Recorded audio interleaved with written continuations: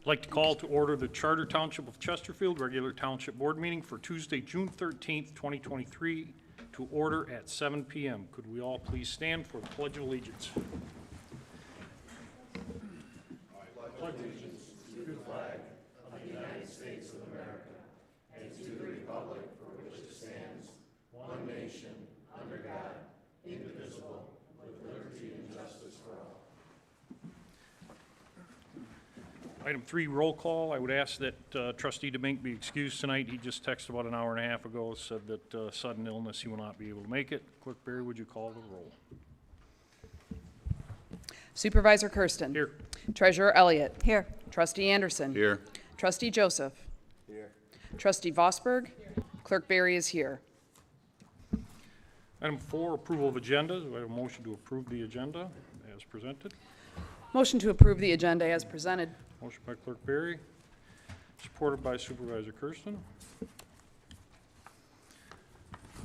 All those, Clerk Barry, would you call the roll? Mr. Supervisor, discussion on the agenda? Please, Trustee Joseph. Thank you. I just curious, I'm noticing that the agenda includes number 12, board comments. We approved the agenda at the last board meeting, and it seems that there was no intent on honoring number 12, board comments. So I was curious, do we have any prearranged deals to end the meeting early and eliminate board comments tonight? Not that I'm aware of. Are you going to? No, I seem to get robbed of board comments, which is why I was asking, I but, think I made a motion to approve or the clerk made a motion to approve the agenda as presented, so.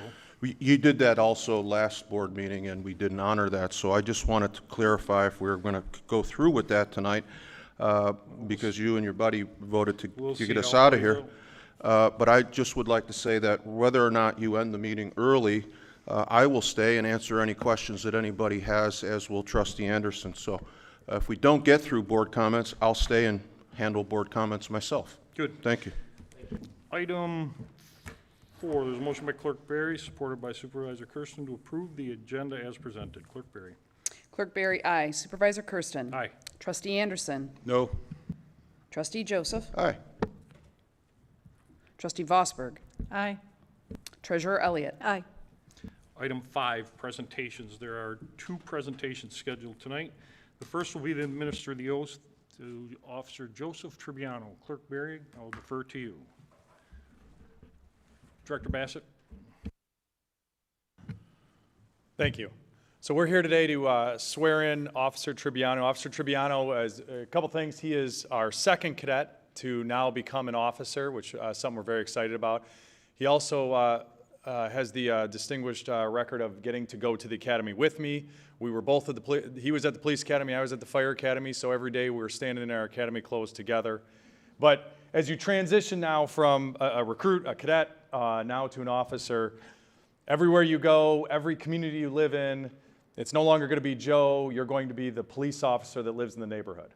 The community holds you to a different standard. The community also respects and will do anything for you. So remember that as you now enter this journey of an officer. We're excited to have you. And with that, I'd like to step to the front so we can do the oath.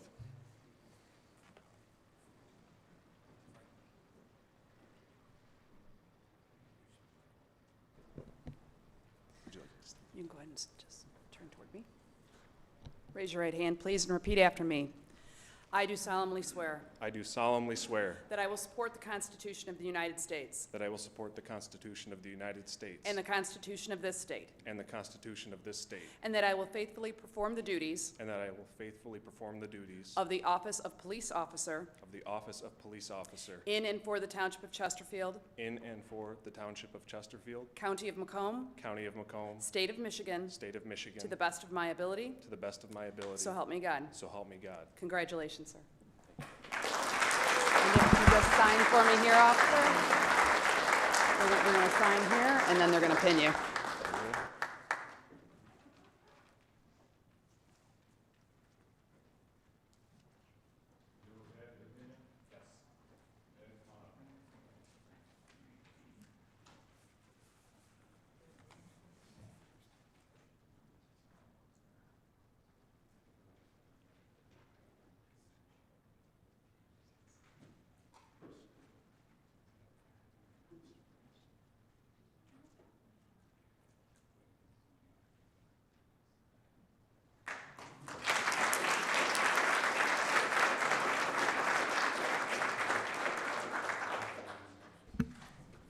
Dave, I think that should have been you 35 years ago.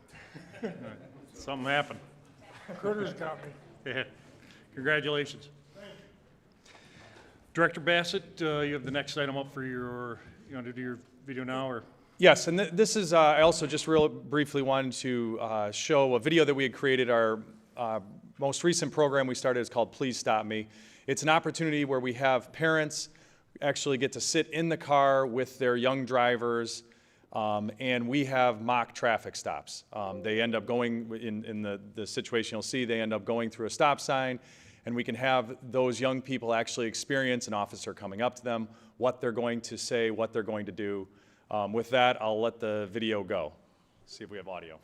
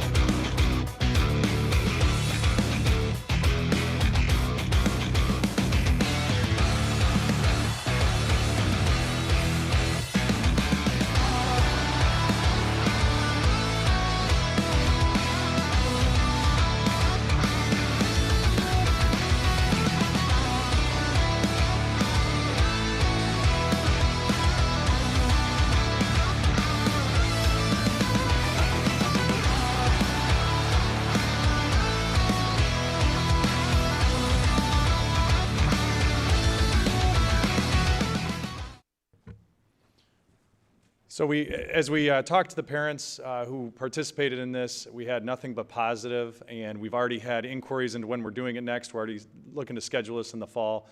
And I know Treasurer Elliott's family also got to participate in it, and I don't know how excited her teenager was, but it seemed like her husband was excited to be a part of it. So it's been a good program, and it's an opportunity. Again, anybody who has a teenager knows when you're telling the teenager what to do, sometimes they push back on mom and dad a little. When they get to actually experience it with an officer in a safe environment, hopefully it's something that makes everybody safer with those experiences as they happen. So I appreciate you allowing me to show the video. Thank you, sir. Thank you, Director Bassett. Item 5B under presentations, Mrs. Michelle Watson. The podium is yours.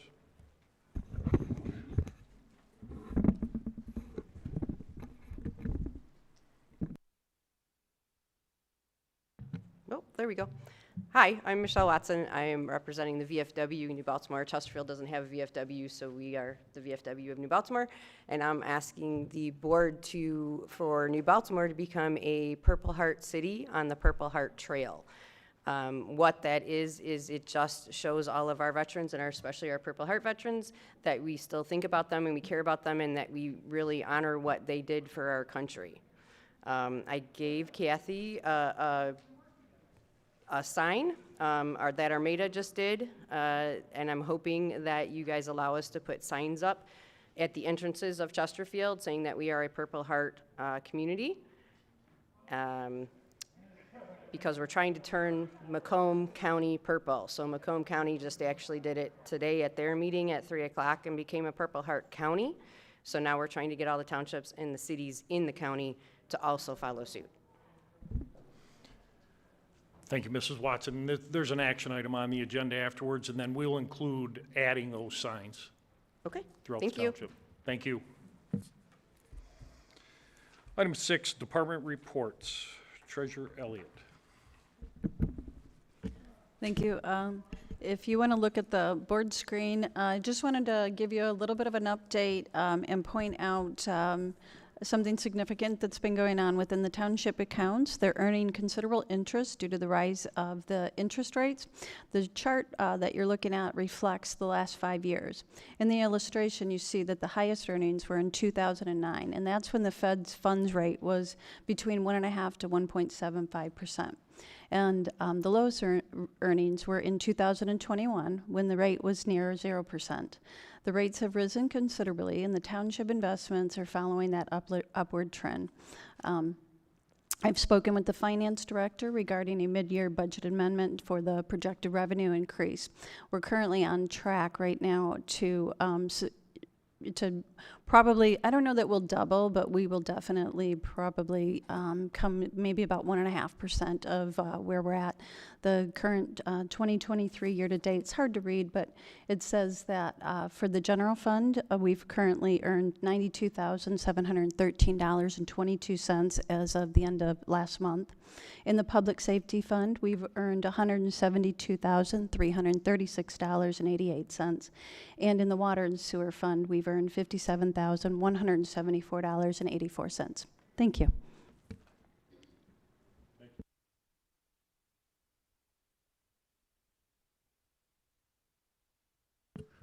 Thank you. This is for the Chesterfield Township Fire Department.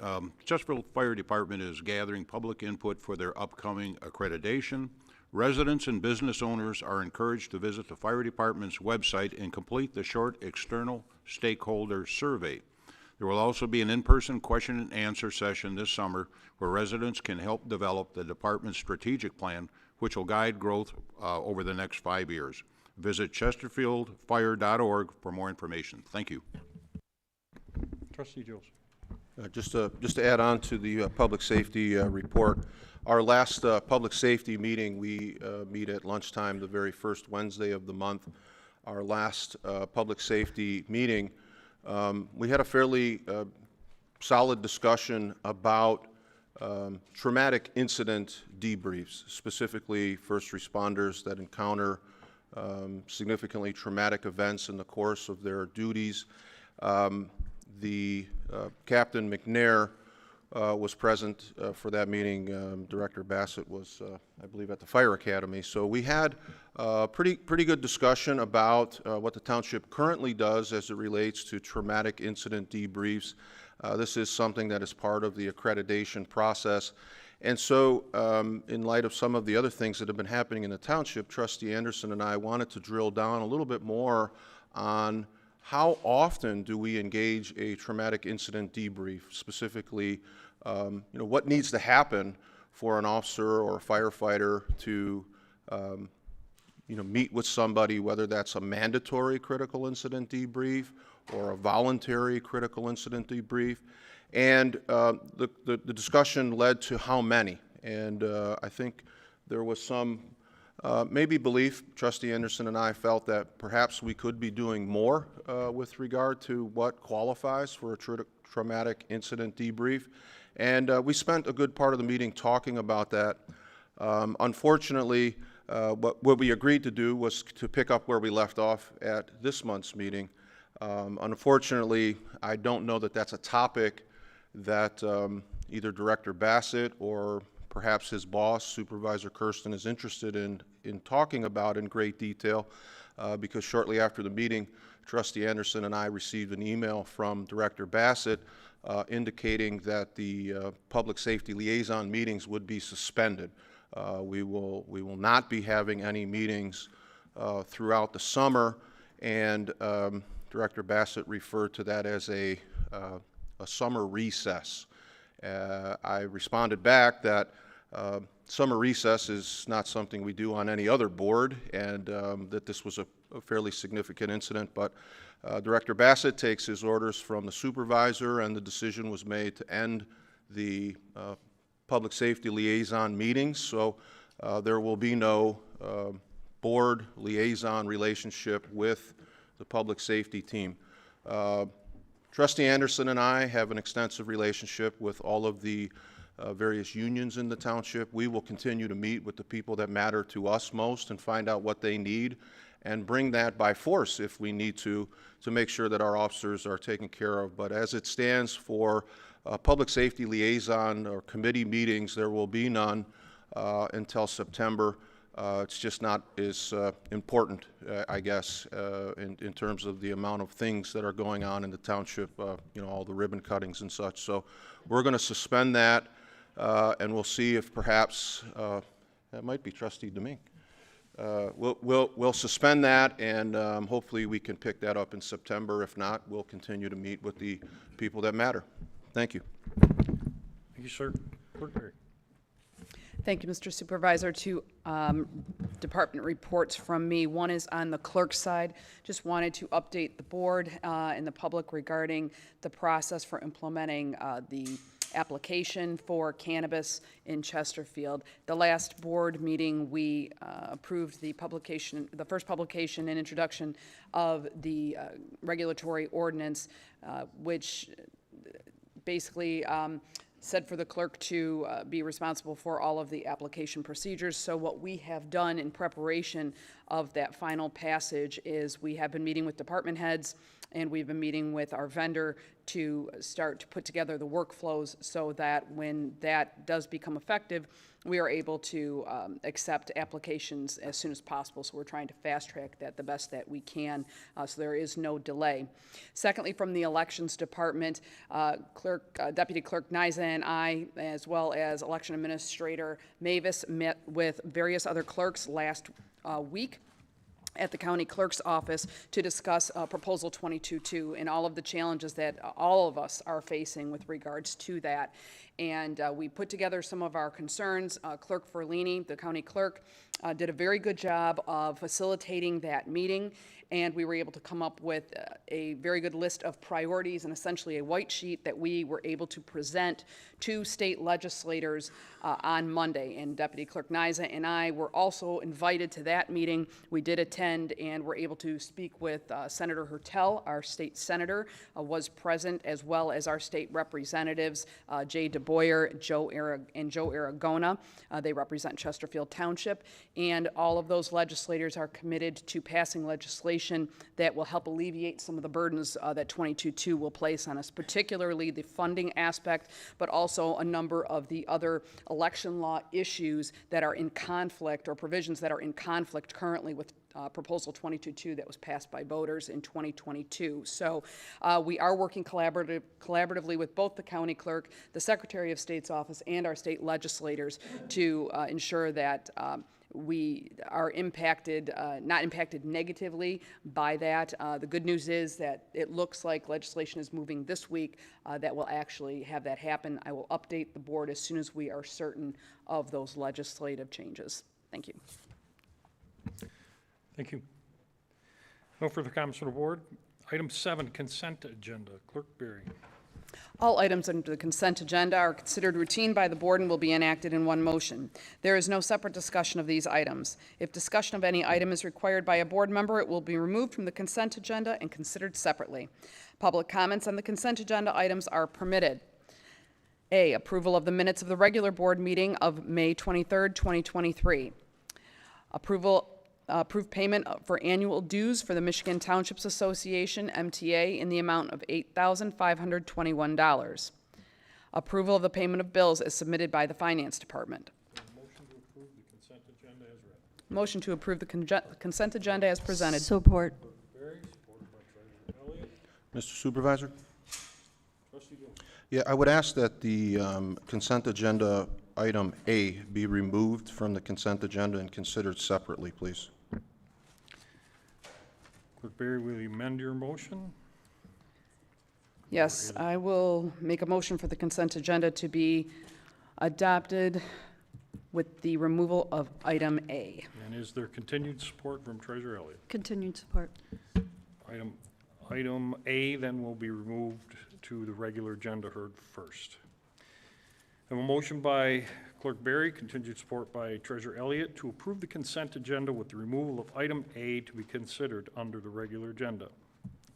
Comments from the public?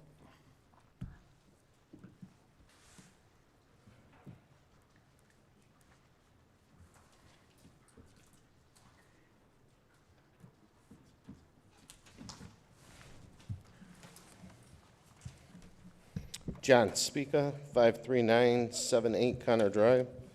In regards to the approval payment for the annual dues for the Michigan Township Association, that the residents are going to pay $8,521. I don't have a problem with getting an approval and moving forward with it, but we need to follow policies and guidelines from the Michigan Township Association, which the majority of this board has not done. So, under the payment of bills, under the treasurer's office, I've got concerns.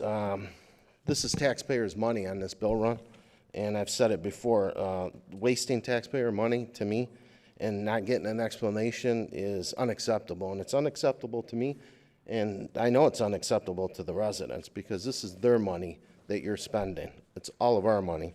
Under the treasurer's office, there were 4 reimbursements to Kathy Elliott's at one time, I guess, is now considered the deputy treasurer. We never had a deputy treasurer until she came along, but there's 2 duplicate charges at $68.84 and 2 at $99.69 for reimbursements. So if maybe somebody can explain, I can understand 1, but 4 with 2 of them being the same just does not look right to me. Under facilities and operations for the municipal building, we've got $47.30 for the cleaning, which has gone up compared to the last company we had. And then on the bill run, what is Unique Chip Intercharge landscape contract for $4,400 when we have Ultima? I don't remember it coming to the board for any approval. Under planning, with that, we've got Guilford's and Webster's zoning amendments for $495. I'm okay with an approval on that as long as we follow the guidelines, which planning does not. So, and that's the problem that I have with that. And one of the members from planning was at this meeting at the last township and went against the recommendation of what Guilford and Webster's put in their documentation. Under Brandenburg Park, Ultima Lawn Services is way out of control. It's $4,300 there. If you total the charges with Ultima, they're just through the roof. Water and sewer, I've got concerns on the water bill with LaserCom. There's duplicate, there's charges that go all the way back to March. So why are we behind in these payments with LaserCom?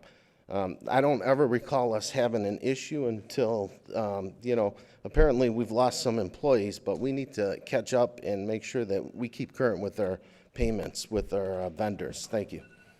Thank you, sir. Any further comments from the public?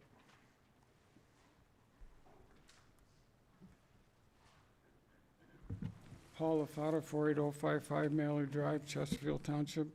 On the bill run, there's 2 entries for added licenses for e-maintenance users. E-maintenance is supposed to be replaced with BSNA work order system. That's supposedly is almost 2 years in the works, and it seems like we still have to carry a redundant software program at the expense of the residents.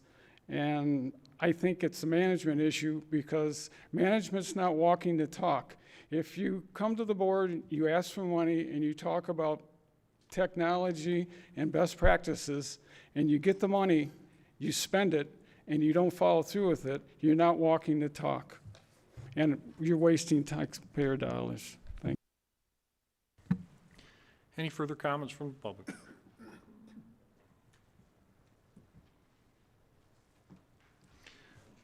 No comments from the public? Treasurer Elliott, you want to respond?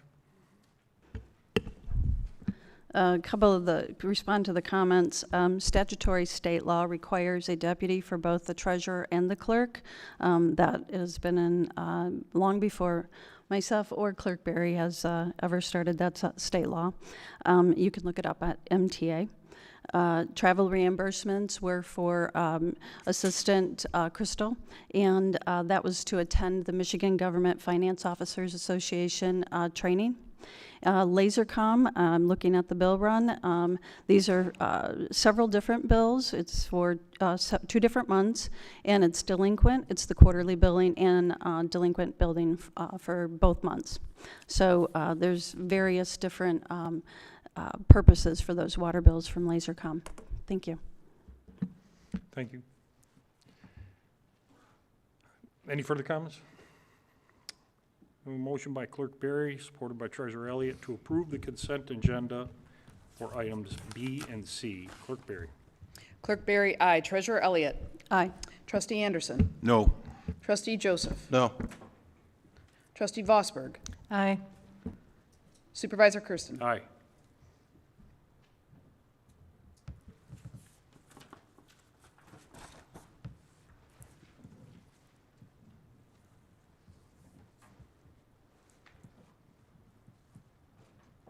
Did you vote? Affirmative. I'm sorry. Item 8A, which will be the approval of minutes from the regular board meeting for May 2023. Move to approve. Motion by Trustee Vosberg, Support. supported by Treasurer Elliott. Comment from the board. Trustee Joseph. Thank you. My reason for asking for separate consideration has to do with the recording of the minutes as it relates to 12, 13, and 14. They're not accurate in that the board comments and closed sessions were never considered. There was a motion to adjourn the meeting directly after item 11. So it's, I think, an unfair characterization to say that technically there were none because the meeting had been adjourned. So I would like to see the minutes reflect a motion to adjourn at number 12, and that, I think, is more accurate reflection of how the meeting actually went. It wasn't as if there were no board comments. There was no availability for board comments. So I would ask the clerk to amend the minutes to reflect adjournment as item 12 with no other with no other items listed there. I think that's an appropriate and more honorable way of reflecting the circus that we saw for, prosperity, I guess, posterity. Thank you. I'll defer to the clerk on that if she wants to make that amendment. There weren't any topics under those agenda items anyway, so. There won't be a problem. I'm sorry, Mr. Supervisor. There were topics under those items. We were not allowed to present them.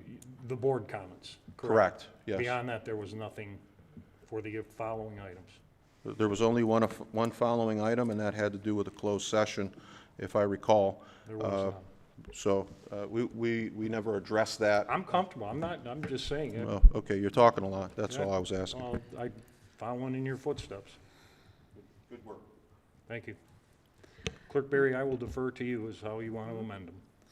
So the way that the amended minutes will appear when they are published is that it will show board comment and closed session exactly as you see them, but then you will see a strike-through of those items.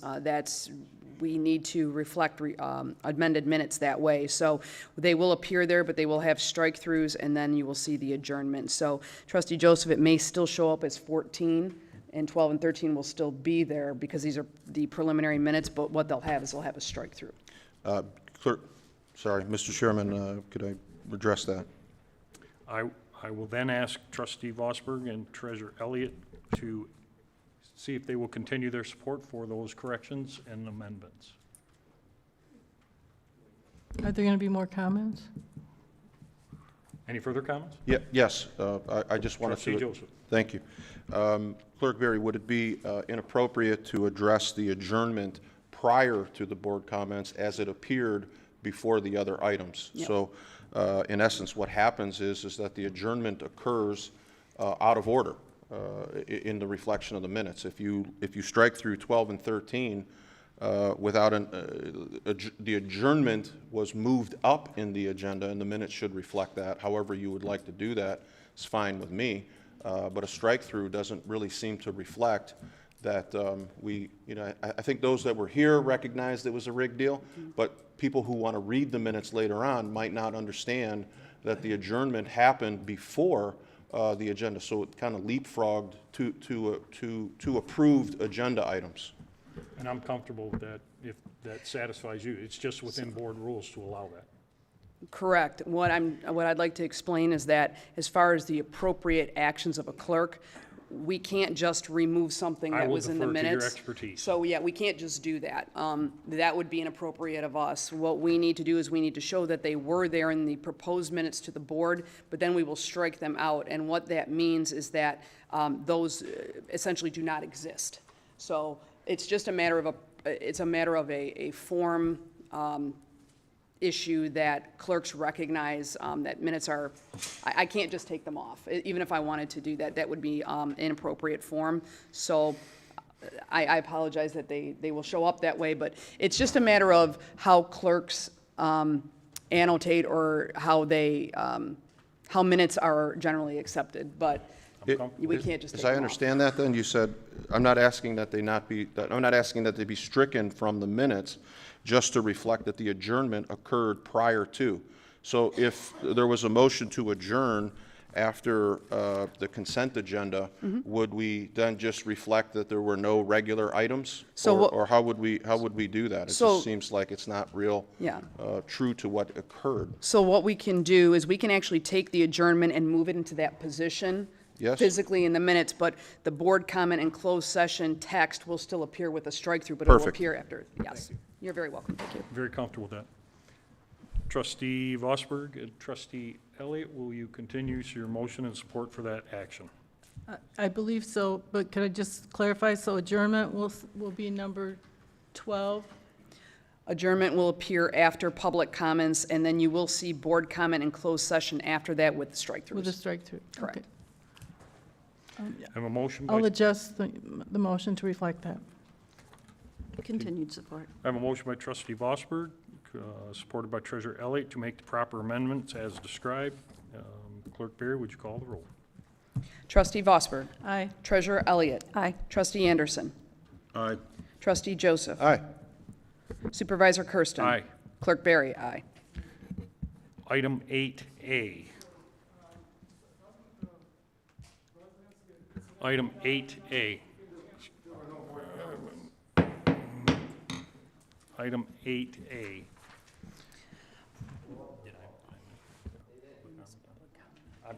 Okay, my apologies. Public comment, sir.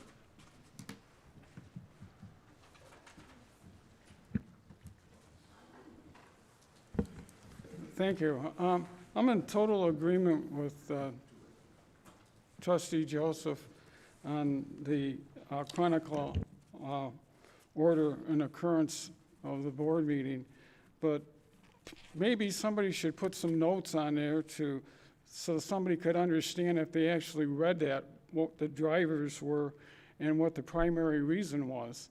Actually, the primary reason was to cut the meeting short and to take away the free speech of the board members that did want to comment on the primary issues at that meeting, that was the firing of a police officer.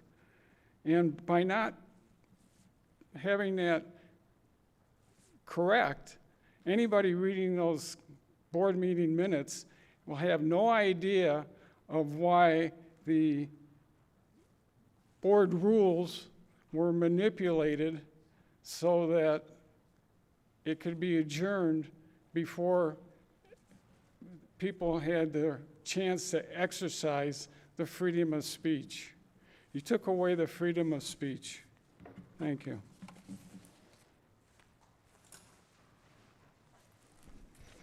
Thank you, sir. Any further comments?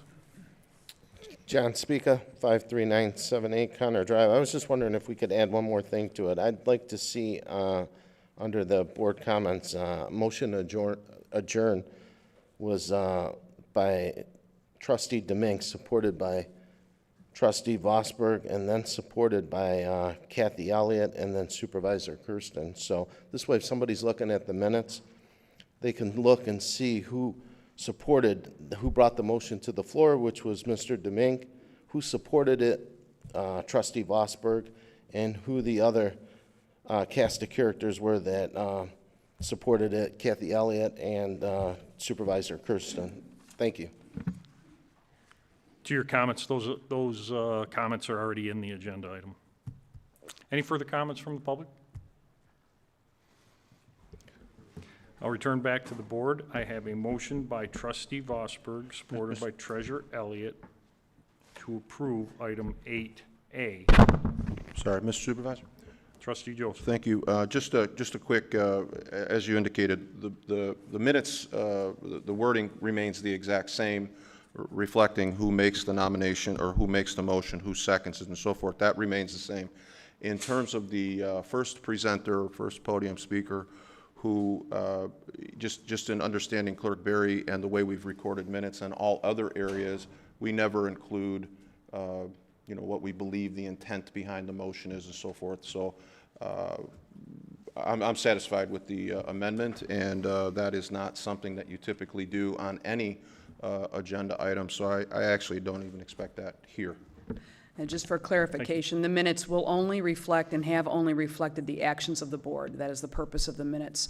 We never try to infer anyone's intention, and we also do not publish any kind of verbatim comments unless they are specifically requested by a board member to be printed in the record. We just simply do not do that. Thank you. Thank you again. A motion by Trustee Vosberg, supported by Treasurer Elliott, to approve item 8A. Clerk Berry. Trustee Vosberg. Aye. Treasurer Elliott. Aye. Trustee Anderson. Aye. Trustee Joseph. Aye. Supervisor Kersten. Aye. Clerk Berry, aye. Item 8B. Clerk Berry, which is now the proclamation. Adopt proclamation number 2023-07 to declare Chesterfield Township as a Purple Heart Township. Move to approve. Support. Trustee Vosberg, supported by Treasurer Elliott.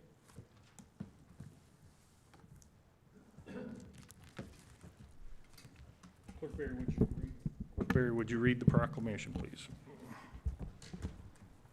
Whereas the people of Chesterfield Township have great admiration and the utmost gratitude for all the men and women who have selflessly served their country and this community in the armed forces, And whereas veterans have paid the high price of freedom by leaving their families and communities and placing themselves in harm's way for the good of all. And whereas the contributions and sacrifices of the men and women from Chesterfield Township who served in the armed forces have been vital to maintaining the freedoms and way of life enjoyed by our citizens. And whereas many men and women in uniform have given their lives while serving in the armed forces. And whereas many citizens of our community have earned the Purple Heart Medal as a result of being wounded while engaged in combat with an enemy force, constructed as a meritorious act of essential service. And whereas June 13th, 2023, has officially been designated as the day in Chesterfield Township to remember and recognize veterans who are recipients of the Purple Heart Medal.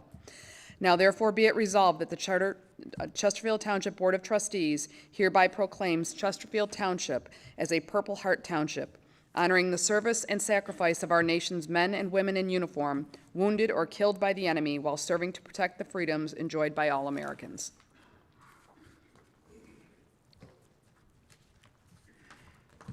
Do I have a motion comments from the board?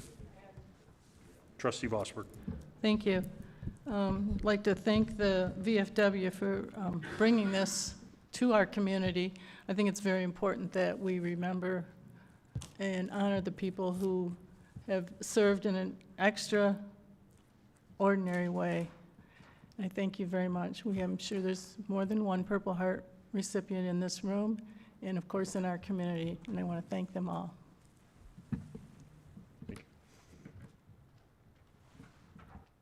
Clerk Baird.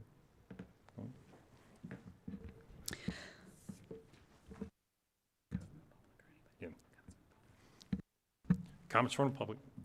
Are we done with board comments? I'm sorry. I'll catch up. I didn't know you were in. Yeah. Go ahead, please.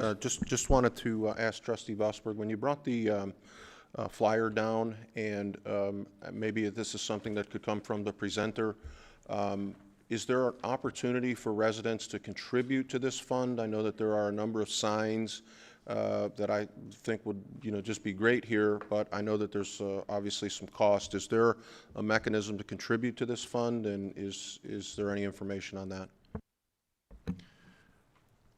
Ms. Watson, if you want to come to the podium and address that. Is there a cost to the signs, and if there is a mechanism or method to purchase them outright? Yes, there will be a cost to the signs. The VFW is more than welcome, or more than, I'm sorry, I lost my train of thought. We'll pay for the signs. If somebody wanted to contribute to it, I would say you make a donation to the VFW in New Baltimore and earmark it for the Purple Heart signs, and that way, that money will go towards that. Ms. Watson, do you know an approximate cost for the sign? So if an individual wanted to, make a contribution that was the equivalent of a sign, write a check and earmark it for that, so that they could maybe know that they were. My father wasn't a Chesterfield resident, but I don't talk too much about him. But he's buried in Arlington, and was a Purple Heart recipient. I think died prematurely from his exposure to Agent Orange, and I know it wouldn't be a sign with his name on it, but it would be a nice honor to write a check and know that one of those signs was in Chesterfield. Is that possible, and do you have any information on that? I don't have the cost of the signs yet because honestly, I didn't know if you guys were going to allow the signs to be put up, so I didn't get that far. Once you guys said they could be put up, then I was going to research that and get them all made at the same time, because I think it'll be cheaper if I do New Baltimore's and Chesterfield's all at the same time with the same printer. So I don't have that information yet, but I can get it for you. I'll follow up with you. Thank you. Ms. Watson, if you would just forward us that information through Karen, and Sure. we'll definitely make a significant donation. Okay, Offset thank you, I that appreciate cost. that. And thank Thank you you. for voting it in also, we appreciate it. Thank you. Comments from the public? Joe Kadich, I live on Sutton. I'd just like to remind the board of what happens when you sign proclamations. Past history has been, all right, we signed a proclamation, we put it in the paper, we're all for everything, and then nothing's done to honor the people that you're supposed to be honoring, or helping the people that you're supposed to help, as you did when you signed the proclamation to support mental health. and you outed an officer that needed mental health.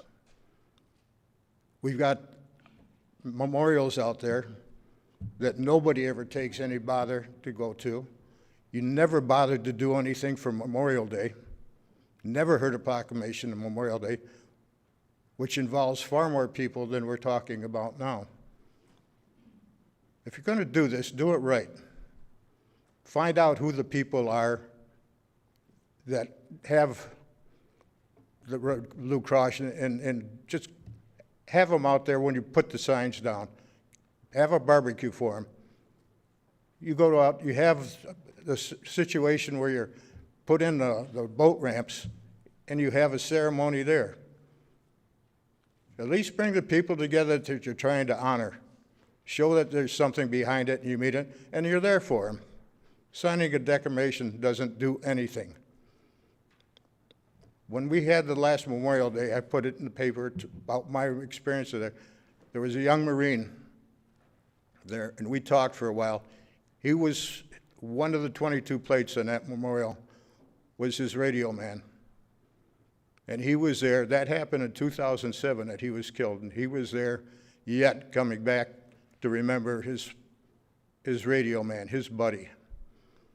As we were leaving, I got up, I said, you know, he asked me, he says, are you a Marine? I said, no. I says, I was in the Army, probably 45 years before that happened with you. I says, but when we go, I says, I want to shake your hand and say thank you for this service. I said, I know you hear it a lot, but I'd like to do that. He says, no, thank you. He says, I understand where it's coming from, and he says, I appreciate it from those who understand and offer that thanks. This board hasn't shown that kind of thanks on anything that they've claimed. You want to make this right? Do it right. Gather the people together that are eligible and bring them out for a ceremony. Thank you. Thank you. Any further comments from the public? Seeing no further comments from the public, I have a motion by trustee Vosberg, supported by treasurer Elliott, to approve item 8B. Clerk Berry. Trustee Vosberg. Aye. Treasurer Elliott. Aye. Trustee Anderson. Aye. Trustee Joseph. Aye. Supervisor Kersten. Aye. Clerk Berry, aye. Item 9, public hearings, there are none. Item 10, addendums, there are none. Item 11, public comments, there is a 5-minute time limit. We would ask voluntarily that you identify yourself at the podium, and the 5-minute clock will start when you begin to speak.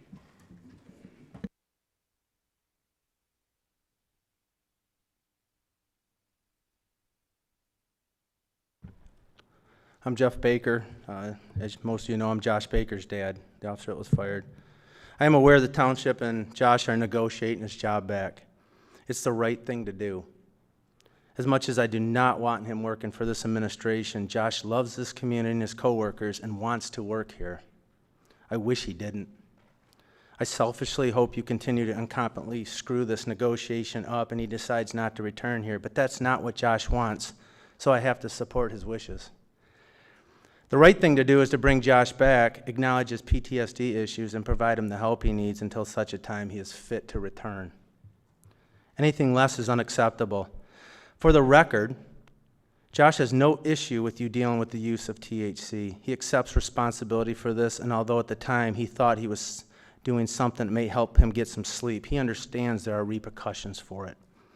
The point is Josh is looking for the help he should have received in the first place, which is what he deserved and most importantly would have helped my son recover far before this. We wouldn't be here if you had all done your jobs. You didn't, and now you are negotiating to undo the mess you have made. Do the right thing and put this behind us. Or don't, and my son doesn't return to the department and he will continue his legal action and we'll win this in arbitration and in court. I want to thank trustees Joseph and trustees Anderson for their fundraiser yesterday to help Josh be able to pay his bills and obtain insurance after you so disgustingly took away all of that from him on April 25th when you fired him in a time he needed you the most. I need to note, with the exception of trustees Joseph and Anderson, none of you came to the fundraiser to support an employee of yours that you so horribly turned your backs on when he asked you for help. Let me say that again. None of you showed up to support an employee of yours that you are currently negotiating with for him to return to work. Let's make sure anyone watching this heard that there was no trustee Barry, no Elliott, no Vosberg, no DeMink, no Kersten, no Bassett. None of you except Joseph and Anderson were there. Am I surprised? No. And frankly, we didn't need you. Thanks to these two leaders, my son received an incredible amount of love and support yesterday. I am so thankful to them. And it was a tremendous honor yesterday to meet the father of the little girl that was hit on September 30th. He's a tremendous man. Our family continues to pray for the recovery of his beautiful little girl.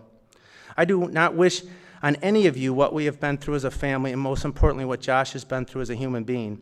But I do know that karma is real, and you get back what you give out in this world. Remember this next time something awful happens to you or someone you love, that maybe, just maybe, karma is treating you like you treated someone else you were supposed to help. Each of you could have shown leadership and stood up for Josh, and you chose not to. Matter of fact, last meeting you acted like snakes and ended the meeting early without letting your peers speak because you were too cowardly to listen to what you didn't want to hear. DeMink, who's not here tonight, I'm going to talk to you. I hope you listen to this. You probably won't. You said even though you've heard enough. I'm so sorry you couldn't handle those negative comments, you poor thing. I feel so bad you were overwhelmed and triggered and need to run to your safe space. Do you have any idea what our family's been through the past several months? Do you have any idea what my son Josh has been through the past 8 months? Do you even have a clue how cowardly your statement and action was? I would be so ashamed if I were you. Many of you don't deserve to be on this board, and I cannot wait to help others that are more capable run against you at the next election. You don't want to do your job? I will help those that want to do this job replace you. For the non-leaders on this board, the supervisor and the police department, you probably don't know how to lead. Let me give you an example. Last week in Macomb County, there was a child who drowned where deputies transported the little girl when the ambulance was delayed. The same thing that Josh did in the accident with the little girl. Instead of reprimanding the deputies, the Macomb County Sheriff actually did the opposite of what Chesterfield Police Chief did and instead made the public statement. Here it is. Listen, guys, listen. Noting that time was of essence and with MedStar facing unanticipated delays, a decision was made to transport the toddler to a local hospital in deputy's vehicle. Macomb Township fire personnel rode in the patrol vehicle with the toddler while continuing emergency life-saving measures. Upon arrival at the hospital, it was reported the toddler was breathing and had a pulse. The toddler was airlifted to a hospital with level 2 pediatric trauma designation and was reported to be in stable condition. This type of situation is one of the worst a parent can experience, stated Sheriff Wickersham. The respondent deputies and fire personnel acted swiftly, ensuring the toddler received life-saving measures and hospitalization transportation as quickly as possible. Listen to this, leadership. I applaud those public servants for their exceptional effort. 4 days ago, the Sheriff Department hosted a reunion with the toddler and the family and deputies involved. Thank you, That's sir. leadership. Take note. Time's up. Any more comments?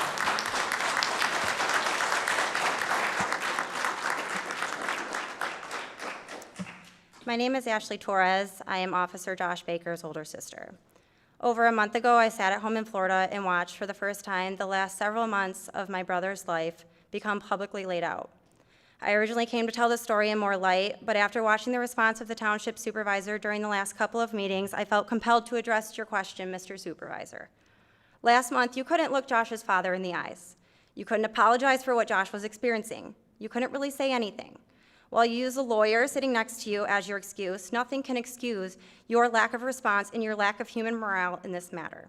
One thing that you did say when you were asked to look my father in the eyes and explain, what do you want me to say? That was your response. So I flew all the way from Florida to give a basic life lesson to a man who unfortunately is a representative and decision maker within this township. Interestingly enough, I flew to be in person.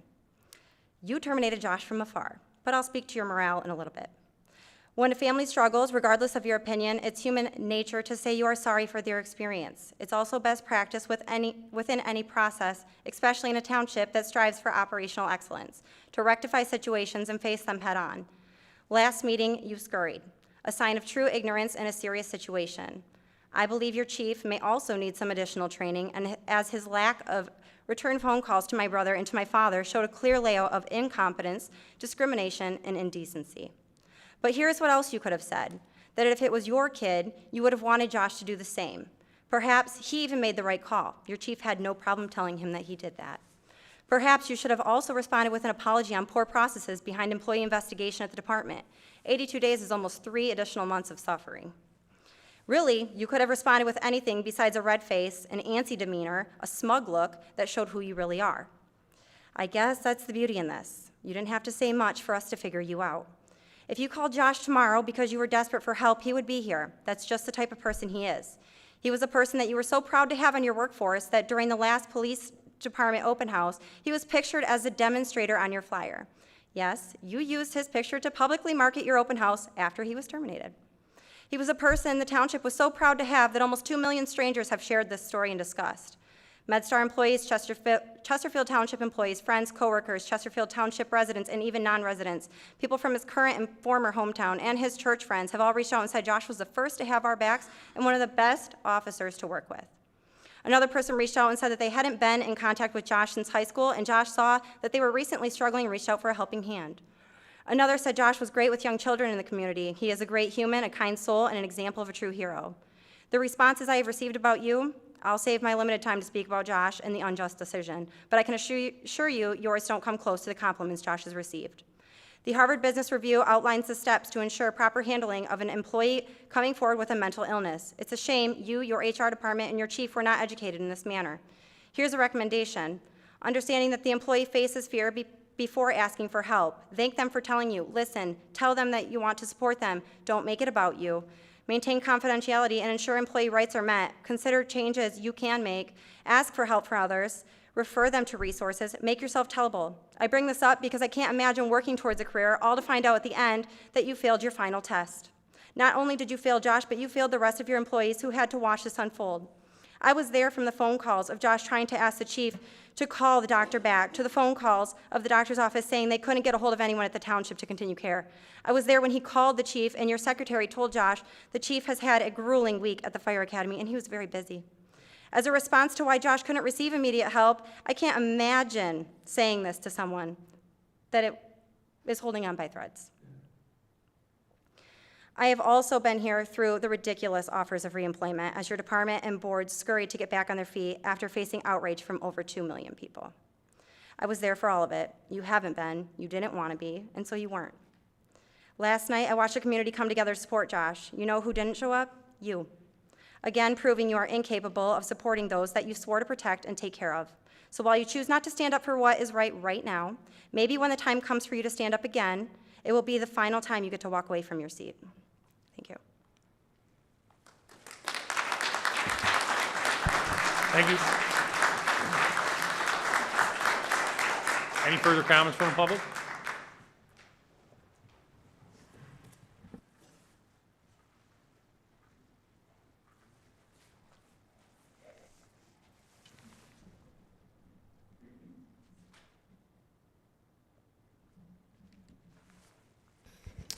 John Speaker, 53978 Connor Drive. Sheriff Wickersham is a man of integrity and honor. I've known Mr. Wickersham a long time. I respect the sheriff. He's a good man. In regards to your comments, Mr. Baker, there's no comparison to Sheriff Wickersham to Supervisor Kersten. It's night and day difference. He has no integrity and no honor. That's the difference. That's why Sheriff Wickersham handled it the way he did.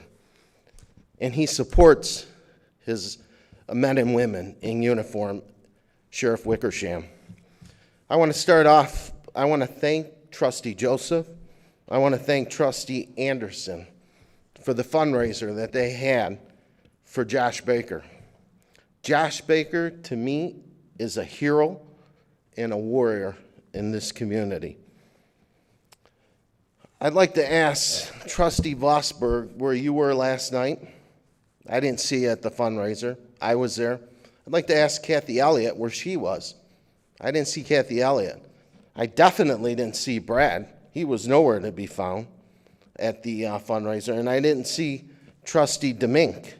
So the motion to adjourn. Here's the crazy part. Mr. Demink is a police officer for Sterling Heights Police Department. As a police officer, how do you not support your men and women in blue in your own township that you live, that you sit on that board? That to me is absolutely mind-boggling, that he was radio silent when Supervisor Kersten fired a hero and a warrior in this community. You know how hard it is to find an officer like Josh Baker? Again, Trustee Demink was radio silent. Trustee Demink is never radio silent when I'm up at the podium, but he was in this. He couldn't say anything.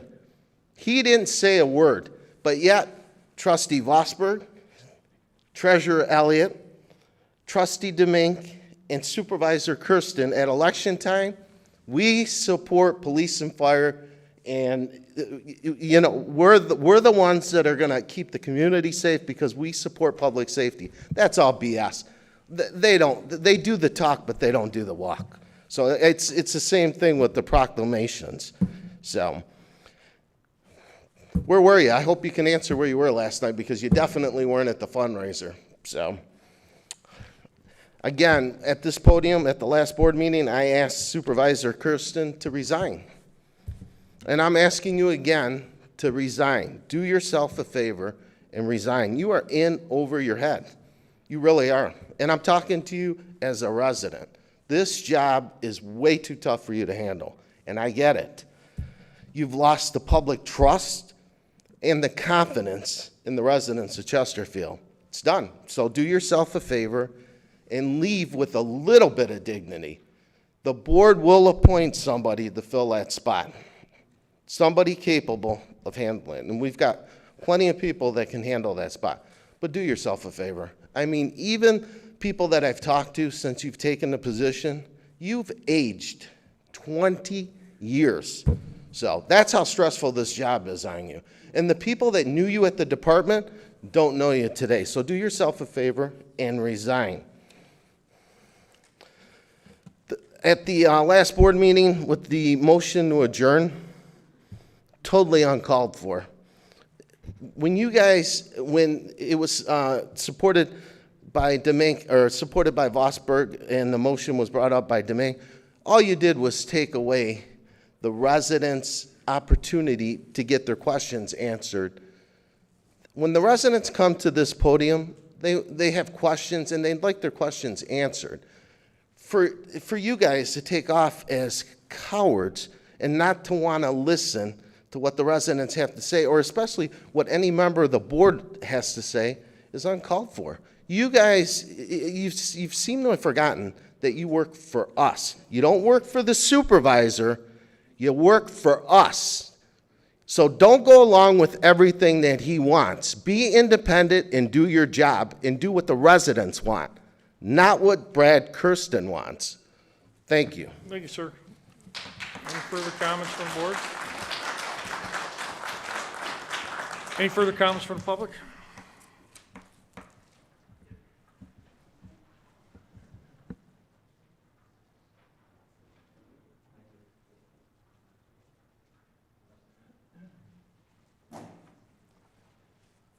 Good evening, everybody. Mike Rayner, 26175 Jack Grove Lane. I'm obviously here to support Jeff and Officer Baker and his family. They've been very eloquent in reviewing the circumstances. I don't need to add any more to that. I'm sure I couldn't add any more to that. So I think enough has been said already about those things. But I'd like to talk a little bit about each of our responsibilities to do what I think actually exonerated Officer Baker, or actually should. And I'm talking about kind of the consequences of this all about me society that we're living in now. doing the right thing just seems to have gone away. I know I remember my mother always basically told me, perhaps not in those exact words, but she always said, son, just do what you think is right, you know, and you'll be okay. And that was pretty simple, so I pretty well tried to practice that over the years. Other people have identified it in other ways. Some of you may know what was and is famously called getting in good trouble. There's nothing wrong with getting in good trouble if you have good motives, if you have good reasons. Stand tall, do the right thing. This is all about doing the right thing. A lot of people have a moral code that they follow that enables them to do the right thing. There's also a biblical promise. Those of you who have faith in the guidance of the Bible, it says, God will bless you if you have to suffer for doing something good. So he'll bless you for doing something good. So why are we so hesitant about doing something good? Why is it that we kind of stand back? Just like in politics today, we have all of those over here saying everything, and all of those over here saying everything. And what are we doing? We're just being meek in the middle. We're not saying anything. We're not expressing ourselves. I've found, and it's true, that the more people who participate in whatever it happens to be, that's why clinical studies require a large amount of people. Because the larger sample that you have results in the best answer. So too many times we just sit back, we kind of listen, or we jabber between ourselves, you know, we have our own, but we never really speak. Another way that we don't speak, and I have to add it a little bit, we don't really vote much either. And when we do vote, we're not usually prepared to vote. I speak to a lot of the high school students. I'll say, hey, by the way, Joe, how many senators do we have in Washington? 3, 4? I'm not sure. I mean, our students don't even know the basics of government. A lot of what we're dealing with here, aside from the specific terrible incident, is our lack of involvement in today's country. And we're just sitting back, we bitch, excuse me. We watch whatever channel suits our thinking. And, you know, it's not like the old days where a couple of politicians would go out, go to the local bar, sit down, and express things or share ideas of what they need for the up-and-coming legislation. I want this. Well, how if we give you 3/4 of that? I don't know. How about you? So we do a little negotiating, we have a drink, we sign the bill, we carry on. What that usually means is we've satisfied the majority of the people, and we do something that's reasonable. So I hope we'll all take time to think about this story that we're talking about and ask ourselves, what would we have done? You know, what would we have done in this situation? And what will we do if we're confronted with that same sort of decision in the future? How are we going to face that? And are we going to stand tall and do the right thing, or are we going to just kind of, thank you for the 5 minutes, I'm going to go back? I don't usually take more than 5, but I think that's basically my thinking. So let's not make it an all about me society. Let's think about Officer Baker, and let's think about all the other people that need us so badly in today's world. Thank you, Mr. Rayner. Thank you. Time's up. Any further comments from the public?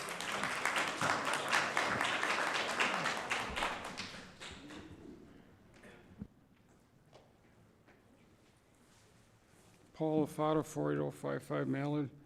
I sent an email to the Township Board. I send a lot of emails to the Township Board. Trustee Vosper sent an email back and asked why I send emails to the Township Board. I really wasn't too happy with it. But you have to understand that I have skin in the game, more than most of the elected officials up at that table. And I've earned my stripes I'm a 47-year resident, built 2 homes here in Chesterfield, pay my taxes on time, pay my water and sewer bills on time. Chesterfield's elected officials are accountable to the residents. Someone needs to separate photo ops from data-driven performance. Actually, the performance that is documented by facts and data that come from what our elected officials do. If someone doesn't do that, there will be no positive changes for Chesterfield residents in 2024. That someone got to be me. Thank you.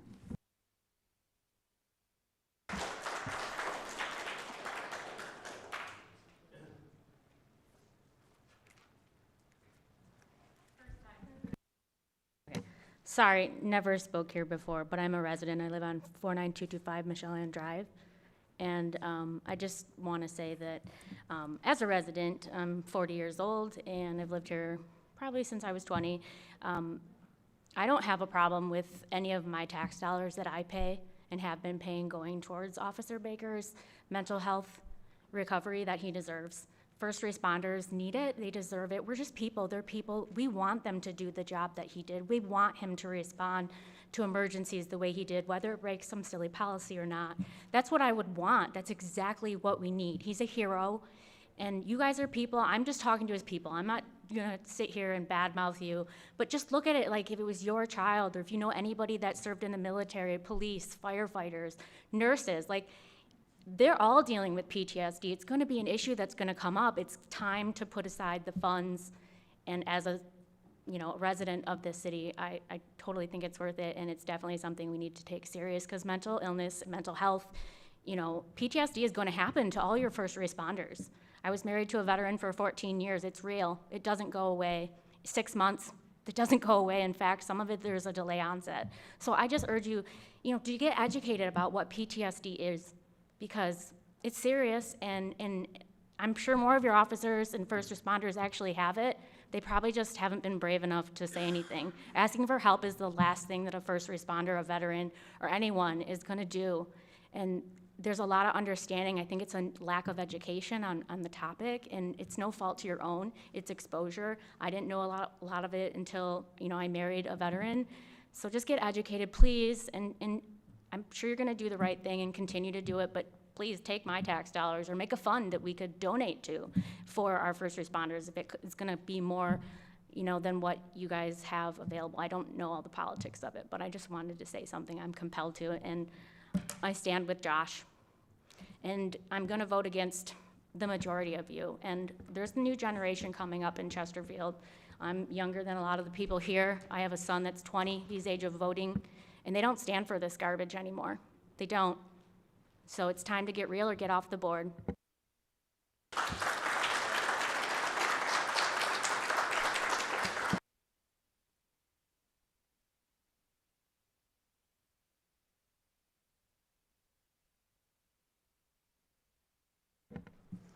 My name is Bob Adair. I live at 28127 Raleigh Crescent. I just want to say something.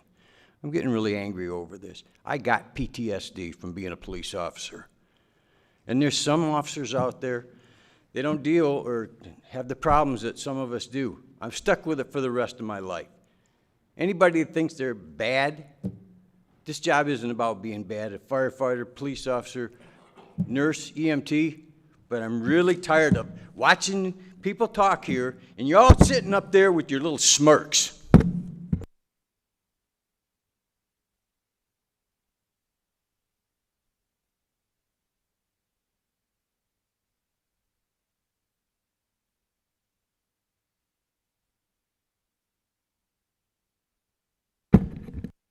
Any further comments from the public? No further comments from the public? Bring it up to the board. Trustee Anderson. I believe Trustee Joseph is going to talk a little more about last night, but it was very successful. Thank everyone that was there. Tremendous cause. I'm personally of the opinion that Officer Josh Baker has been subjected to a manufactured situation here. I look forward to the day when the truth comes out, all the facts, the backstory of this. Something else that pertains to this was our last meeting. You'd have to go home and look at the video, specifically hour 2:44 on YouTube. A member who's not here tonight made a remark, and I'll be addressing that in a few moments.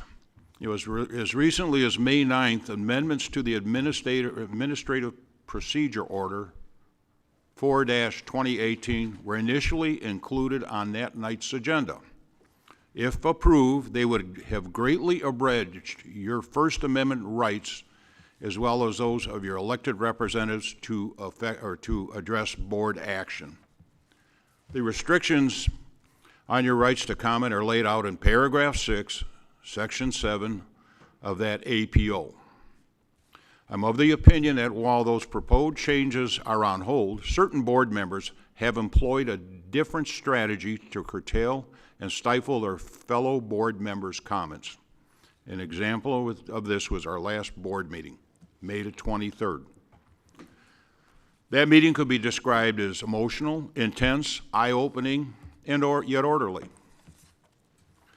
Those present, I believe, had the right to hear their representatives' comments on the night's agendas.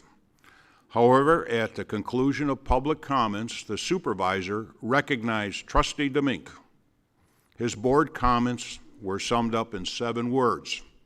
I've heard enough tonight. Motion adjourn. Let me repeat that. I've heard enough tonight. Motion to adjourn. Had he heard enough, his desire to adjourn, terminate, end the meeting, leave, avoid his fellow board members' comments, who knows? 3 of his fellow affiliates supported his motion, 4-3 to end the meeting. For the sake of brevity, I will forego any defining what I believe is this board majority's vision at this time. Just a couple of final comments here. Your politicians, you get a chance to see your politicians in action. Come here to these meetings if you can. I know it gets kind of tiring. If you're unable to do so, watch it on YouTube. You might have to cut up in little slices to digest it all and figure out who the players are, but please do it. And also, check the comment section's public opinion of the Voice. There are some tremendous letters to the editor there that do a good job of showing what's going on here. But please stay involved. It'd be great to look out every meeting, see you out here like this or a crowd like this, see how your government is working. Finally, I want to talk about John F. Kennedy. He authored a book called Profiles in Courage. I'm of the opinion that in terminating the May 23rd meeting, the board majority's action was only 180 degrees off the title of President Kennedy's book. Thank you. Thank you. Trustee Joseph. You get to go first. When we have board comments, I get to go second, then they can spend the time chopping us up. When it's motion to adjourn, they start at that end, and we adjourn and we get out of here. But I'm going to start where you left off. The concerns about what happens in our township, what happened to Officer Baker, they are allowed to continue with voter or resident apathy. I can assure you that if half of this crowd shows up on a regular basis, the nonsense will stop. It will absolutely stop, because what is relied upon most is your apathy, the belief that you don't care about your township. That's how they thrive. That's how they thrive. I don't want to be all over the place because I have so much that I want, and I'm going to try to be as brief as I can, but the question about why didn't they attend, I don't know about the rest. Personally, I don't think they felt invited. I didn't invite them. Trustee Anderson didn't invite them. And I sent a text to Trustee Demink and Supervisor Kersten after the last board meeting. I said in the text the day after the meeting, I'm sure you two are busy scheming up a way to keep from answering residents' questions, but I sent them the flyer and I said, if you're available on the 12th, please know you're not invited. I didn't want them there. Last night was about love and support.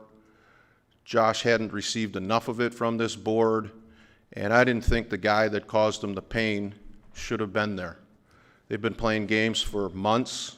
I've had multiple conversations. And I don't want to talk about him much because the reality is, it doesn't matter what I say to him. I've been his political life. From the moment I came on this board, I've supported the supervisor in every venture he's ever attempted, to lieutenant, to captain, to interim chief, to director. Clerk Barry and I got into a fight over who was going to nominate him for supervisor because I believed that he cared about the things that I cared about, principally Chesterfield PD. But as is the case with everybody that I know that's ever warned me or talked to me about him, they say the same thing, and that is his loyalty to you is directly proportional to his need for you. Trustee Anderson and I can do nothing to elevate him. He has a different class of friends. He has a different class of people. They can elevate him and hopefully help him to get wherever it is that he wants to go. But what we don't do is what we did to Officer Baker, which was cruel. It was nothing short of cruel. And to hide, and this idea that we have HIPAA and we have personnel issues that can't be discussed, there's a puppeteering that goes on behind the scenes. It's disgusting. It really is. And it's not just on the Officer Baker situation. I've encountered it over and over and over and over again. Deviate for just a second. For those of you who were here at the last board meeting, you know that 2 members of the Planning Commission came forward. They came forward expressing discontent over some actions that the board took that they felt overruled them. I believe this was a setup as well. The board is not able to communicate with the Planning Commission. In fact, I was told it's not appropriate to go to the Planning Commission. So when those 2 members came and I wasn't able to address them in my board comments, I went to the Planning Commission meeting on Tuesday. And I explained why I voted differently. And I was mindful of my time. I was a public member, a public speaker. I had a few minutes. And then the chair of the Planning Commission asked me a question. And then other planners asked me questions. And I stayed, and there was an exchange back and forth. Kind of deviated from our board rules, but it was an exchange. And the people that came to the board meeting that I was interested in sharing with them that I respect their work, I had an opportunity to say that to them. I left the meeting, and then a couple of other members of the Planning Commission, for whatever reason, just took turns taking shots at me because, as Clerk Barry and I have discussed, we have some actions that are coming to the board. They were supposed to be here tonight. But this idea you heard on the front end of the meeting that Trustee Demink phoned me an hour and a half ago, I knew a week and a half ago they were a vote short. The agenda was pared down because they were worried that they wouldn't have sufficient 4 votes to pass what they wanted to pass. It's rigged. It's rigged. It's garbage. And when you see appointees on the Planning Commission and on the Zoning Board of Appeals, most of those members are great people, and I have deep respect for them, and I believe they respect for me. But the guys that were there that are handpicked by this supervisor or a previous supervisor, they play this kangaroo court, and they hide behind committees and their staff, and they pretend like outcomes are a surprise to them. Like, I didn't know your son was fired. That's not my decision. That's the public safety director's position. See, the public safety director's position was told to you and to Josh in the night of the September incident and when Mr. Baker called him. On both of those instances, he said, 1, you did 100% the right thing, and I'm glad you scooped the little girl up because, as somebody else pointed out, Sheriff Wickersham talked about the essence of time. See, it was 100% the right call because the essence of time dictated that. That was a true and honest statement. Unfortunately, he ran headlong into his boss, who had a different opinion. The guy that still wants to be the police chief but also the director, and also the guy that runs planning, and also the guy that puppeteers zoning, and also the guy that puppeteers HR.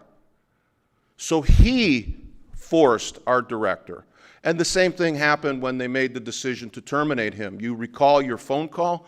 Mr. Baker has been very eloquent in his speakings, and he said that as he spoke to the director, he was assured by the director that he was speaking to him father to father and chief to chief. Those were his words, and I have no reason to doubt that those were the comments and the sentiments that you shared. We will get your son help. We will stand by your son. These were the things that were said.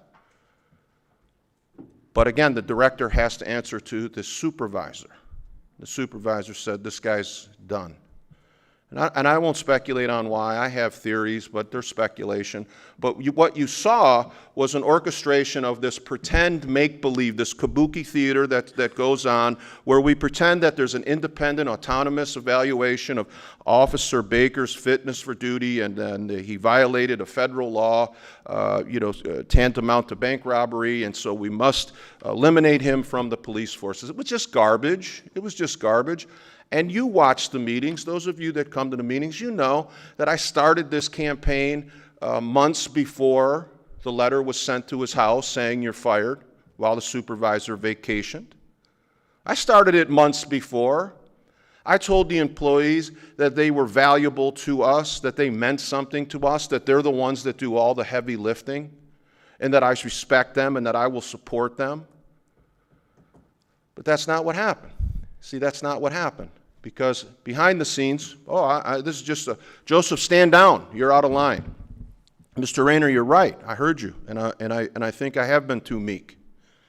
You said, don't be afraid to say anything or express yourselves. Maybe I haven't expressed myself enough. Maybe that's what's happened. Maybe I'm too meek. But I was told to stand down. I was told to stand down verbally. I was told to stand down in writing. When I asked for a special meeting to bring this into closed session, can't do it. Can't do it. Well, we can do it with the officer's permission. We can do it with the employee's position. You know that. And Mr. Siebert was right when he said you can't do it without the employee's request. We had the employee's request. He was begging other board members to take a look at it, to take it out of the hands of one elected official who was on a personal mission. He begged them. He would have done it. We could have been in closed session. The rest of the board could have weighed in on this. But that wasn't allowed. When the letter for termination came out, I said, let's go into closed session. The letter came back saying, oh, he's no longer an employee. He's no longer an employee. It's against the Open Meetings Act to go into closed session with an individual who's not an employee. He wasn't an employee then, yet after the community came with pitchforks and lanterns, he became an employee who was now within the collective bargaining grievance process.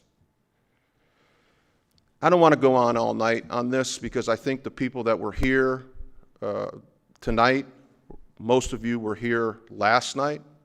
And some of the things that we talked about last night is don't let this issue die.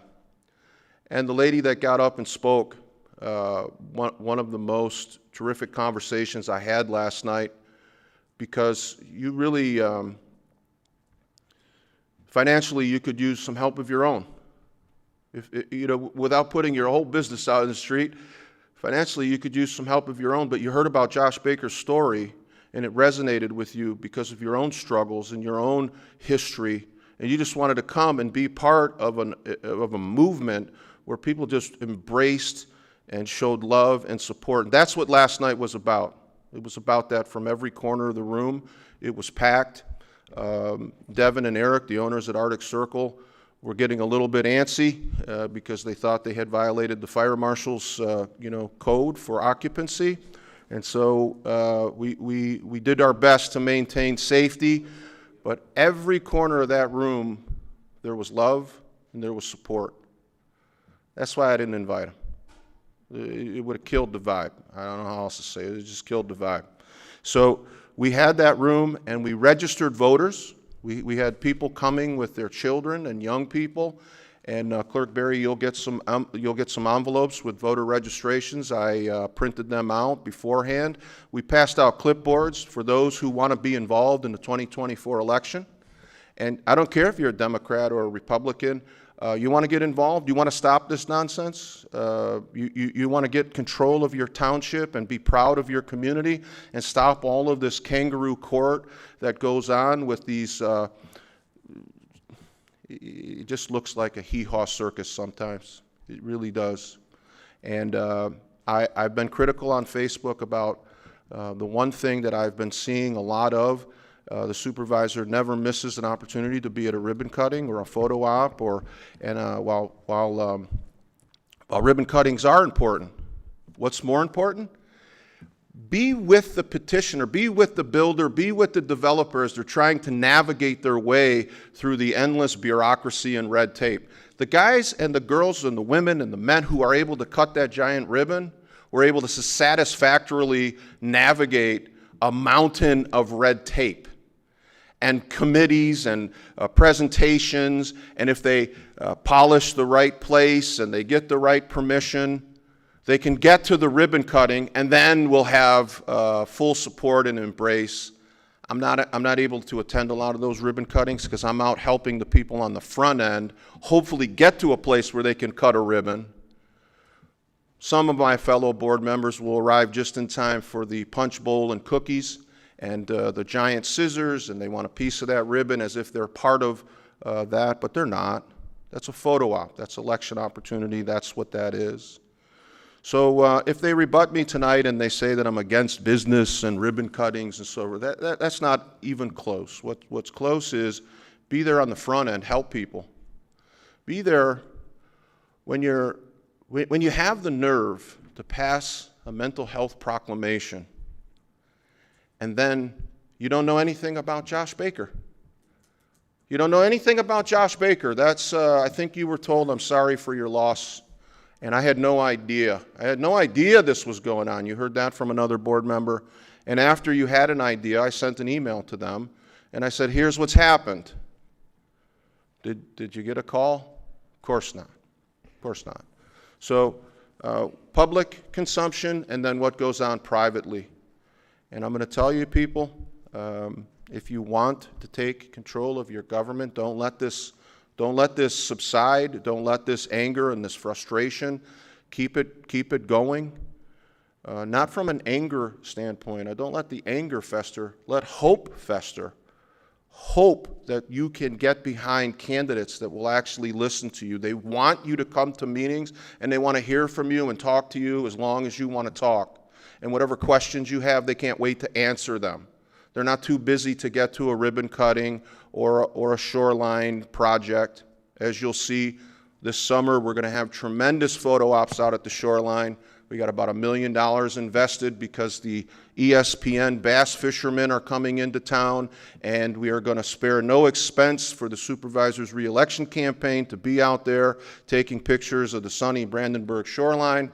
And if you let it happen, you get the government you deserve. As for Josh, I'll close with this. He's an incredible young person.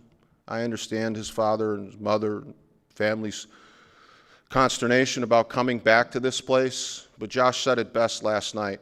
He took an oath to this community, and it supersedes cruelty and ignorance and arrogance and all the nonsense that happened because he has a brotherhood and a sisterhood with the people in that department. He'd like to get back and make amends for some of the things that have happened and begin the healing. That's the kind of thing that he talks about. He's not interested in gloating or I got my job back or I slayed it. He just wants to come back and fulfill his oath to the people. And I don't know how many more Josh Bakers this community can handle, but I'll close my comments, Mr. Supervisor, by saying to you, I was your friend. I was a very sincere and honest advisor. I cared about you, and I don't know what happened in terms of your abandonment. I can't help you get to higher office, but that shouldn't be a reason to turn your back on those people who have supported you your whole career. I'm not going to hold a grudge on that. And if you should find yourself in a place of petulance where you want to use your authority and impose your will over an employee or a firefighter or a police officer, please abandon the advice of a guy who lied on his resume and was disgraced in another city. Abandon that counsel and reach back out. I won't hold a grudge, and I'll help you, and we'll together get to the right place.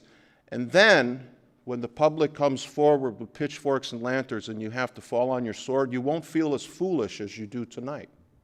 And I'll help you with that. Thank you.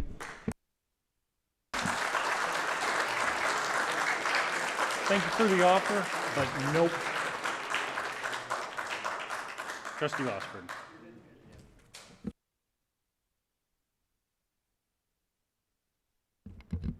Thank you, Mr. Supervisor. There's many things I would like to say, but I think it's inappropriate to take a half hour to say the things that are...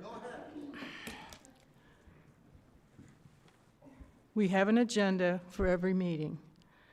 We discuss the items that are on the agenda. There's things that need to be approved regarding a budget. There are things that need to be approved regarding a purchase, signing a contract. Those are the things that we do. That's what the people elected us to. You elected us to represent you to make those decisions. The people here that I work with, I think everyone on this board takes that role very seriously. Then that's kind of, in a sense, that's the easy part. The hard part is the politics. And politics once was defined to me as all of the things that happen and that you have to make decisions on that aren't recorded in law. And there are many things that aren't recorded in statute, they're not recorded in our ordinances. We have to figure out how to work around those. And I think that most of the people here work very hard at that. Work on their agendas, read their agendas, study it, do research. We get calls from people regarding things not even on this agenda. We take care of those things. We help them maneuver the system. Sometimes they call us because we're the first, we're local. Something in their situation maybe is at the county, the state, or the federal level. Because of our relationships with those people, we're able to help them get the answers that they need. Thank you. Treasurer. Thank you, Mr. Supervisor. This has been a tough month. It's been a tough month for everybody on this board. It's been a tough month for people in this audience. A lot of things are said and a lot of assumptions are made. I'll be happy to tell you where I was this weekend. I had a grandbaby born a couple weeks ago. My mother-in-law was here from Arizona. This weekend was the only weekend that she could come because her husband is a Vietnam veteran, and this was the only weekend that she could get somebody to take care of him because he suffers from PTSD and gangrene. My biological father suffered from PTSD and did a lot of damage to my mother before I was 1, and I was raised by a single mother. She had a second marriage to another veteran who is buried also in a veteran's memorial. My grandfather, my grandfather has the Purple Heart, and so I tell you this. I know that some members, in particular, one member of this audience likes to continually talk about my family, and since my family is a big, exciting topic, I guess I'll be the person to tell the story. So when I told you originally, Mr. Baker, that I understood, I understand.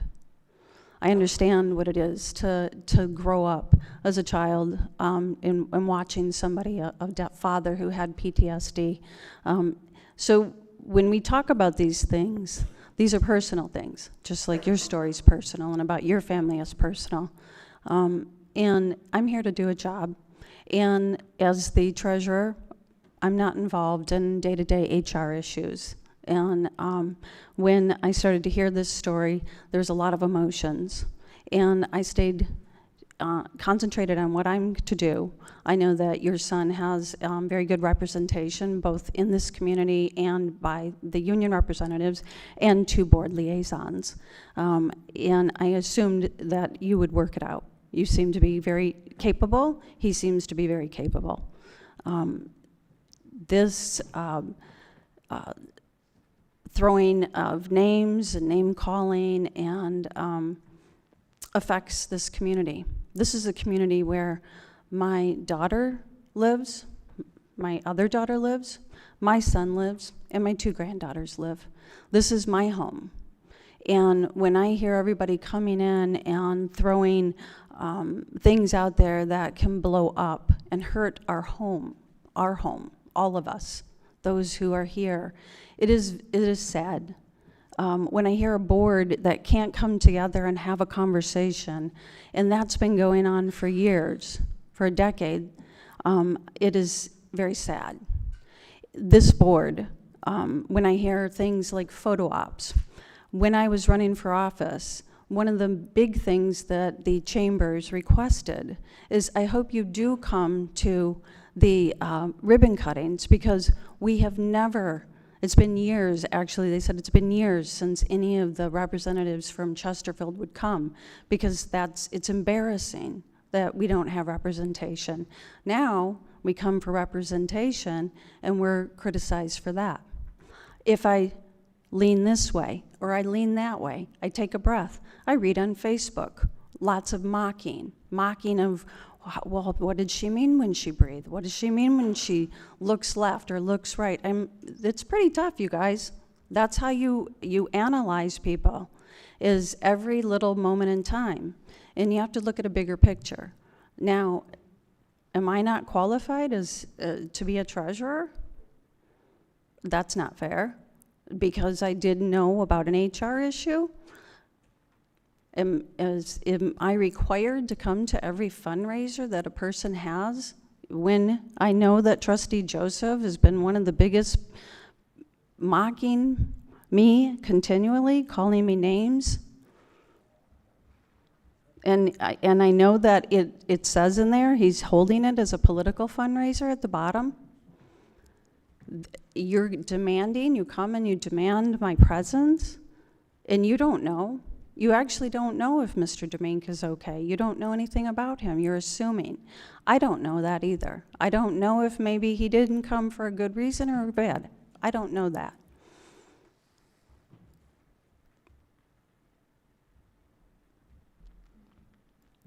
I want you to think about these things and think about them carefully. If you have a complaint with the supervisor and with the HR department, that's with the supervisor and with the HR department. To say that every board member thinks or feels or does something, that's an assumption.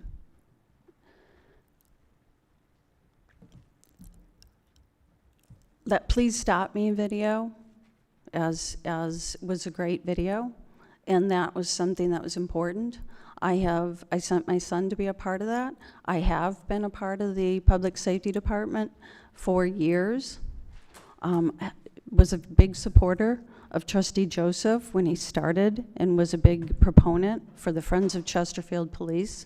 Have great relationships with all the police officers. I believe that mental health is a very serious issue in this country overall.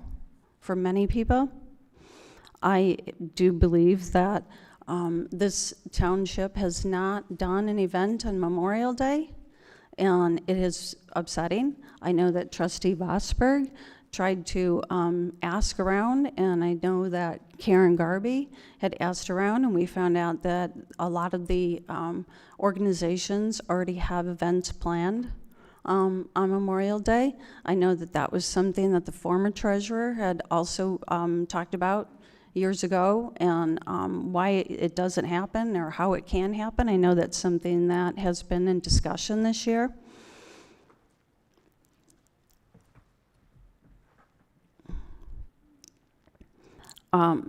When we first started to have this conversation, Trustee Joseph continually was talking about HR issues at the end of board meetings. Nobody knew about what they were, except for possibly him, Mr. Anderson, and the supervisor. And it was very concerning because you don't know if the employee wants to be talked about. A lot of times employees do have anxiety that they're going to be politicized here at this board level.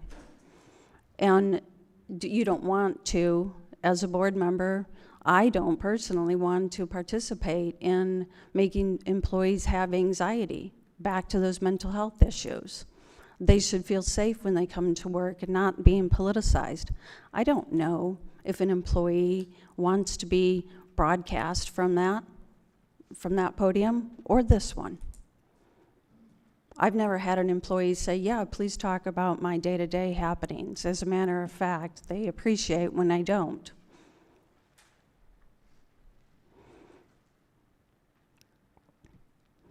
Now I'm sure that everything that I say will be criticized on Facebook or just be mocked or made fun of.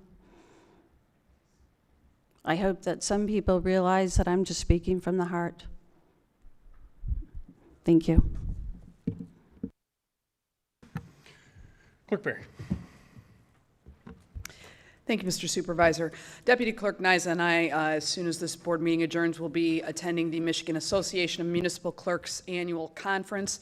At that conference, we will be dealing with issues again regarding Proposal 22-2 and the impact that will have on all of us for the 2024 election cycle. I've been delaying giving a full report to the board until after this conference, so, and all of the other things that I talked about earlier that we've been doing on that, but we will be giving the board and the residents a full report on everything affecting the 2024 election cycle. It's going to be very, very different from anything you've experienced in the past or any of us have in our lifetimes here in Michigan. So please make sure you are checking our website regularly. We will make sure that the presentation that we provide to you will be posted online so that if you missed the meeting, you can go to that and see everything that you need to know that we're informing the board of as well. So it's very important. If you want to participate in the 2024 election cycle next year, please pay attention this year to all of the changes. We will keep you updated. We will also be updating and revolutionizing some more our records management so that when your FOIA requests come in, we can respond to you more efficiently. That being said, that Michelle and I will be gone this week. Please be patient. If you do send us a request, an email, we are going to try to answer those from the conference location, but there's going to certainly be a delay and we may not get back with you until next week. However, the clerk's office will be fully staffed to handle all of your day-to-day needs. So, but if it's something in particular that Deputy Clerk Nyza or myself is needed for, we'll have very limited availability this week because we will be at conference, so we will not be in the office. Other than that, it is Father's Day this Sunday, so for all fathers, happy Father's Day to you. Give all your kids hugs and kisses and enjoy your time with your family this weekend. Thank you. Thank you, Clerk Berry. Just going to make a few comments here. As in any matter, there are two sides to the Baker event, and a point very clear is that help was offered and rejected. Yeah. The facts are not the same as your narrative that you've created. And unfortunately, I in this township was handcuffed from day one because you began to speak about a personnel matter that we should not have spoken about. But you continued. Trustee Anderson, I wish the full file could be released. I truly do. It would be surprising. Unfortunately, you're the dad, not the employee. I have no political aspirations other than managing this township on a day-to-day. No, I'm looking right at you. I have no problem with it. You keep saying that it was rigged. There's nothing rigged here. Captain McNair did a thorough investigation. Director Bassett agreed, and we ended at a conclusion where we're at. Throw him under the bus, too. Well, you go scorched earth all the time. What a leader. What a leader.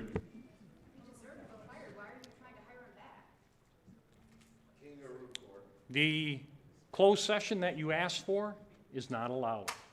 And it was made very clear to you why it's not allowed. You just disagreed, as you always do. So this matter went through the process, very happy where it ended up. And we'll work through that process for the next year.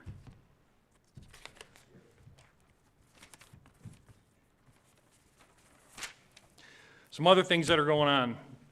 North Bay reconstruction for the road has been completed. Bids are in at $6.124 million. We'll bring it back to the board here at the next meeting. The GAP program has also been awarded. Merlot Construction was awarded. They will begin in late September. The Northeast Sewer Project, which we did receive bids for, is also coming to the board on the 27th. The Chesterfield Interceptor is underway with the repairs. Again, we are waiting for some state funding to assist in that. The Demink Pump Station, as you've seen, is underway. There is significant progress to that. And as already stated, the Bassmaster Elite Tournament is scheduled. The venue is here in Chesterfield at Brandenburg Park on July 27, 28, and 29. We are looking for sponsors and volunteers, and if you can, please contact my office. With that being said, I'll make a motion to adjourn at 8:50. Second. All those in favor? Aye. Aye. Opposed? Meeting's adjourned.